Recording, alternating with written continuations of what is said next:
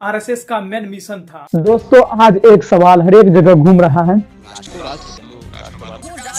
हिंदू राष्ट्र। आइए जानते हैं हिंदू राष्ट्र कब शुरू हुआ और इसका आइडिया सबसे पहली बार किसने दिया।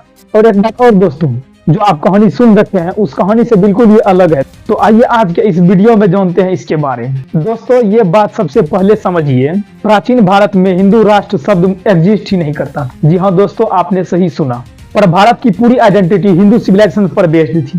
जैसे वेदास हो गया, उपनिषद हो गया, रामायण हो गया, महाभारत हो गया, राज्य और धर्म एक साथ चलते थे। एक तरह से भारत कभी भी हिंदू सिविलाइजेशन स्टेट था, बस हम इसे हिंदू राष्ट्र नहीं बोलते थे। फिर ब्रिटिश आया दोस्तों, और भारत की सबसे बड़ी प्रॉब्लम यह बनी कि हिंदू सिविलाइजेशन को बैकवर्ड कहकर दबाया जाने लगा। इसी वक्त 3 लोगों ने हिंदू आइडेंटिटी को फिर से जगाया। पहला दोस्तों बंकिम चंद्र चटर्जी वंदे मातरम लिखकर, दूसरा दोस्तों स्वामी विवेकानंद वर्ल्ड स्टेज पर हिंदू धर्म को रिस्पेक्ट दिलाकर, तीसरा दोस्तों स्वामी दयानंद सरस्वती बैक टू वेदस का नारा देकर। लेकिन ध्यान रखिए एक बात दोस्तों, अभी तक किसी ने हिंदू राष्ट्र शब्द को बोला नहीं, यह सिर्फ ग्राउंड वर्क तक था। और हाँ, हिंदू राष्ट्र का असली जन्म 1923 में हुआ, जब वीर सावरकर ने अपनी book Hindutva who is Hindu publish की। ये पहली बार था कि जब किसी ने बोल्ड डिक्लेरेशन किया कि भारत एक हिंदू राष्ट्र है। सावरकर ने यह नहीं बोला कि हिंदू राष्ट्र में किसी को भगाया जाएगा। उनका लॉजिक था भारत की सिविलाइजेशन हिंदू है, इसलिए भारत की नेशनल आइडेंटिटी भी हिंदू होनी चाहिए।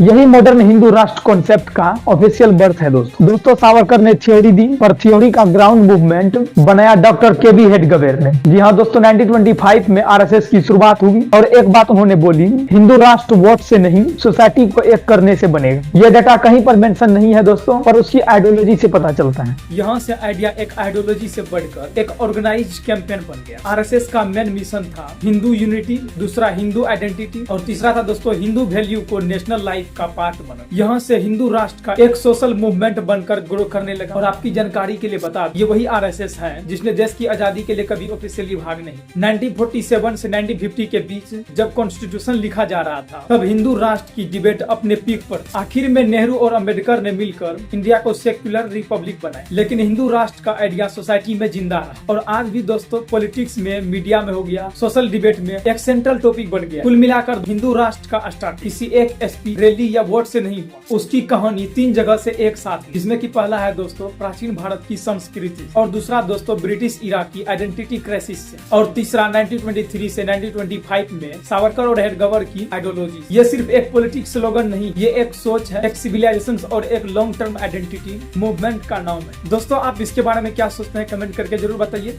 मिलते हैं नेक्स्ट वीडियो में।